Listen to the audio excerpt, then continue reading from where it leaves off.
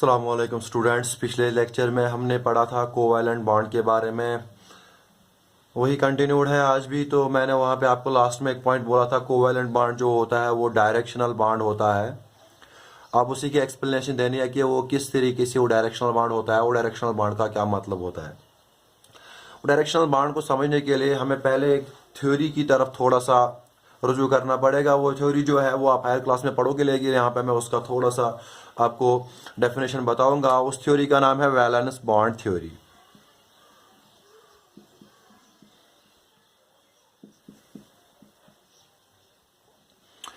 ये थ्योरी जो है ये एक्सप्लेन करती है formation of covalent bond, explains the formation of covalent bond. अब ये थ्योरी क्या बोलती है, इसका स्टेटमेंट क्या है? ये बोलती है कि जो कोवैलेंट बॉन्ड बनता है दो एटम्स के दरमियान, वो बनता है by the physical overlapping of half filled atomic orbitals. Electron जो होते हैं वो ऑर्बिटल्स में होते हैं, वो फुल्ली फिल्ड या हाफ फिल्ड ऑर्बिटल्स होते हैं। जो हाफ फिल्ड ऑर्बिटल्स होते हैं वो एटॉमिक ओवरलैप करते हैं, फिजिकल ओवरलैपिंग करते हैं, उसकी वजह से जो है कोवैलेंट बॉन्ड वो बनता है। वो मैं अभी समझाऊंगा क्या होता है, वो पहले लिखूंगा। The covalent bond is formed by the physical overlapping of half-filled atomic orbitals।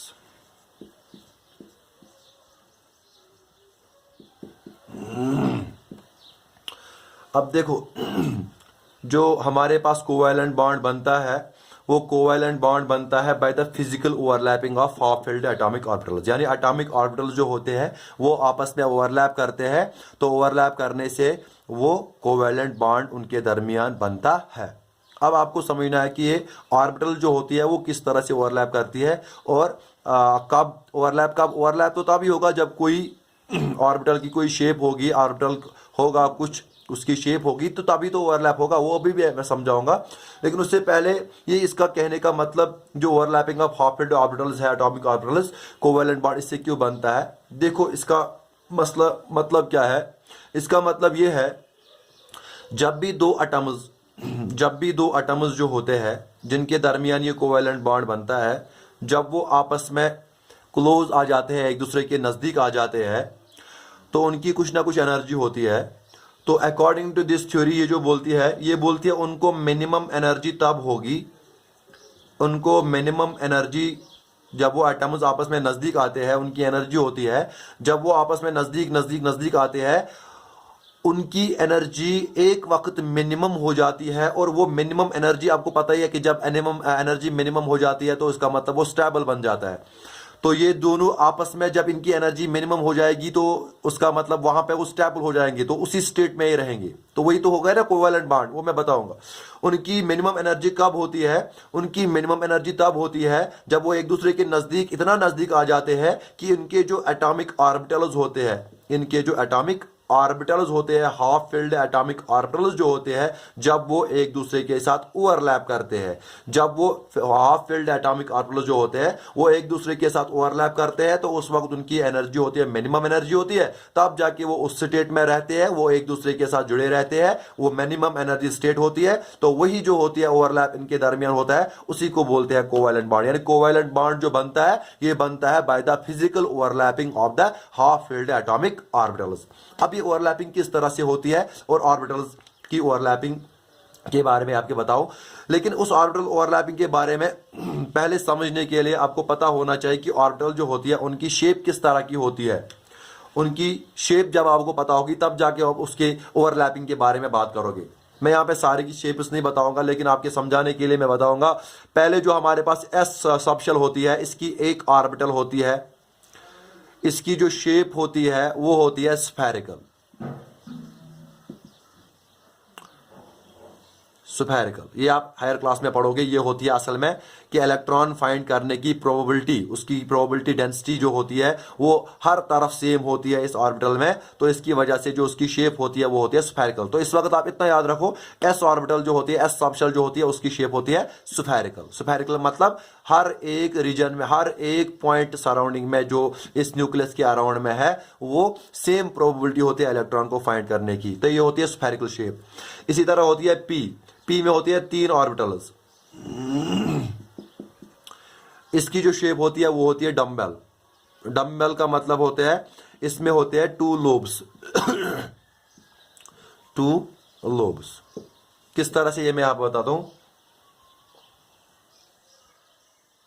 तो ये है पी की शेप। पी ऑर्बिटल की, एक ऑर्बिटल की अगर हम बात करें वो है पी ऑर्बिटल की इस तरह शेप। लेकिन पी जो सबशेल होती है इसमें 3 ऑर्बिटल्स होती है, वो 3 ऑर्बिटल्स 3 एक्सिस की डायरेक्शन में ओरिएंट होती है, एक एक्स एक्सिस की तरफ, एक वाई एक्सिस की तरफ, एक जेड एक्सिस की तरफ। तो सपोज करो मैंने यहां पे बनाया, मैंने यहां पे तीनों एक्सिस बनाई, एक एक्स एक्सिस, एक वाई एक्सिस और जेड एक्सिस मैंने यहां पे बनाई। अब देखो एक मैं इस तरह बनाऊंगा, तो जो इस तरह बन गई इसको बोलते हैं पी एक्स।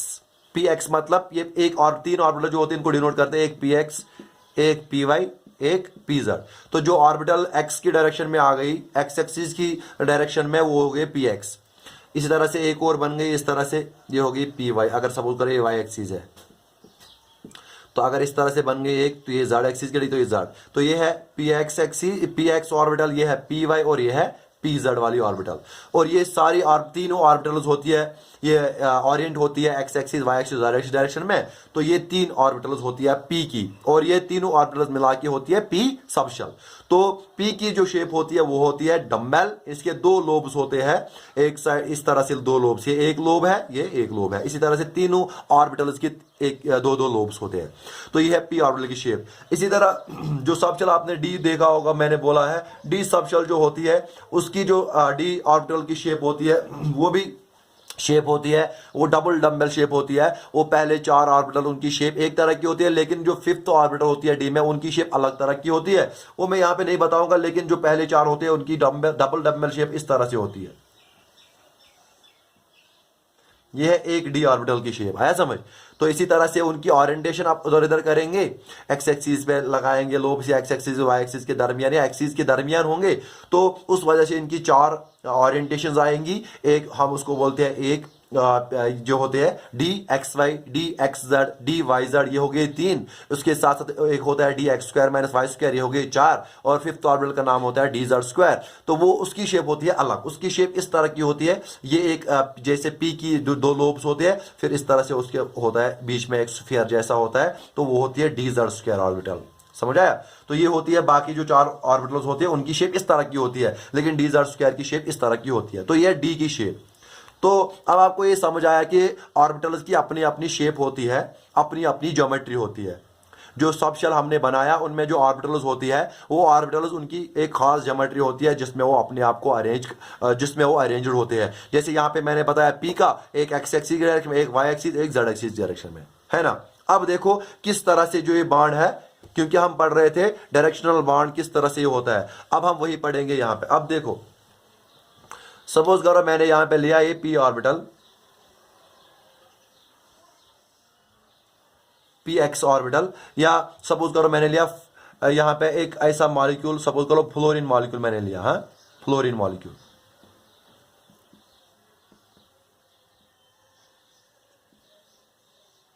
मैंने लिया फ्लोरीन मॉलिक्यूल।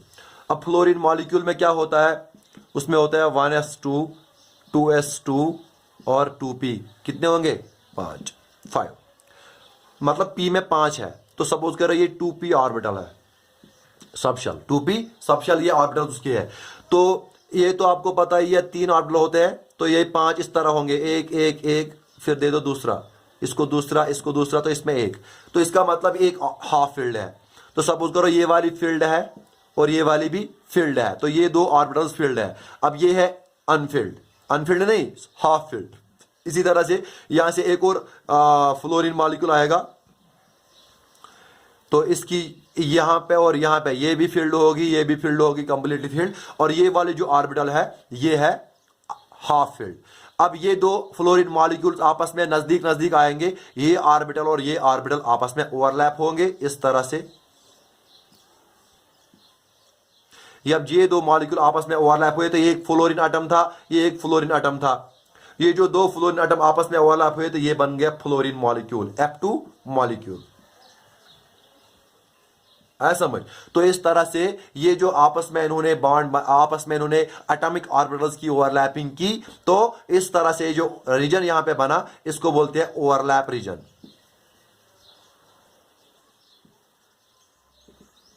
तो इस ओवरलैपिंग एटॉमिक ऑर्बिटल्स जो हाफ फिल्ड एटॉमिक ऑर्बिटल्स थी, इनकी ओवरलैपिंग की वजह से यहां पे बॉन्ड बना, वही जो बॉन्ड था वो कोवैलेंट बॉन्ड। तो इसलिए आपको ये पॉइंट याद रखना है कि जो कोवैलेंट बॉन्ड बनता है वो बनता है by the overlapping of half filled atomic orbitals.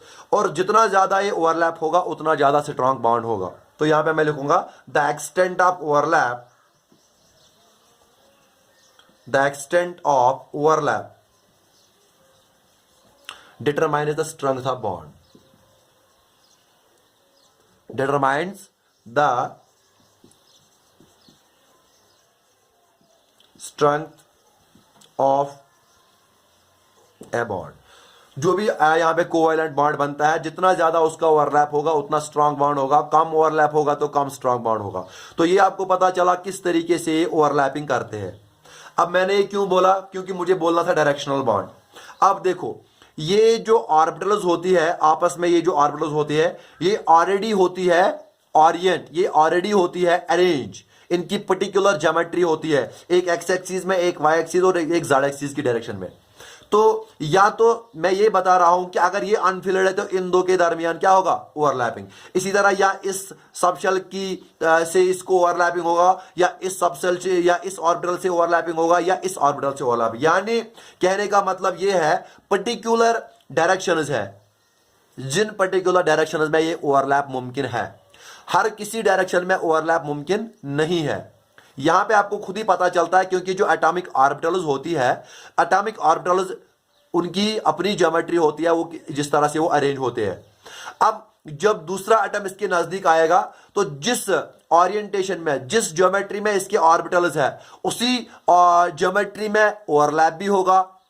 क्योंकि अगर इसके बीच में ऑर्बिटल आ गई तो वहां पे ओवरलैप तो नहीं होगा, या इसके दरमियान ओवरलैप तो नहीं होगा, तो उसको जरूर आना है या तो इस तरफ या तो इस तरफ या तो इस तरफ, तब जाके वो ओवरलैप होगा और तब जाके वो कोवैलेंट बॉन्ड बनाएंगे। तो इसी तरह, इसीलिए मैं कह रहा था कि जब ये पर्टिकुलर डायरेक्शंस में ये जो बॉन्ड कोवैलेंट बॉन्ड बनता है, जब ये पर्टिकुलर डायरेक्शंस में बॉन्ड बनता है, इसकी स्पेसिफिक डायरेक्शंस होती है जिनमें ये ओवरलैपिंग होता है, तो इसी वजह से जो कोवैलेंट बॉन्ड जो होता है वो होता है directional bond. Directional bond means एक पर्टिकुलर स्पेसिफिक डायरेक्शंस होती है जिनमें ये ओवरलैपिंग होती है और जिनमें ये कोवैलेंट, जिन डायरेक्शन में ये बॉन्ड, जिन डायरेक्शंस में ये कोवैलेंट बॉन्ड बनता है, तो पर्टिकुलर वो डायरेक्शंस होती है, इसीलिए फिर वो उनकी स्पेसिफिक और ज्योमेट्री भी होती है। तो ये था directional nature of covalent bond, किस तरह से कोवैलेंट बॉन्ड जो होता है डायरेक्शनल बॉन्ड होता है। लेकिन अब यहां पे एक और चीज मैं आपको ऐड करता हूं, इस ओवरलैपिंग के बुनियाद पर जो कोवैलेंट बॉन्ड्स होते हैं उनको हम कैटेगराइज करते हैं, उनको हम क्लासिफाई करते हैं दो तरह के बॉन्ड्स में, depending on the type of overlapping.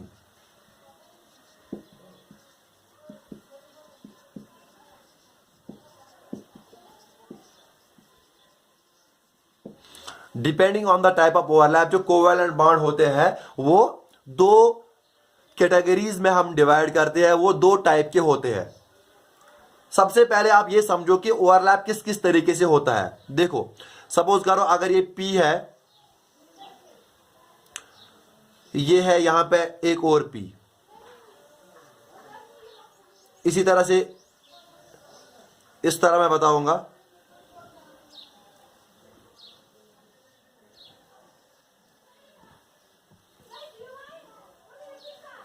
ये है P ऑर्बिटल सपोज करो। देखो ये दो आपस में अगर नजदीक आएंगे तो ये और ये रीजन का, ये और ये रीजन का ओवरलैप हो सकता है।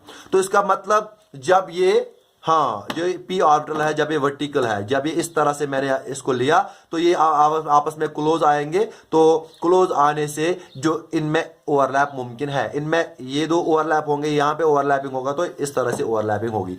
इस तरह की ओवरलैपिंग को हम बोलते हैं लेटरल ओवरलैपिंग, लेटरल ओवरलैप, या इसको बोलते हैं साइडवेज ओवरलैपिंग।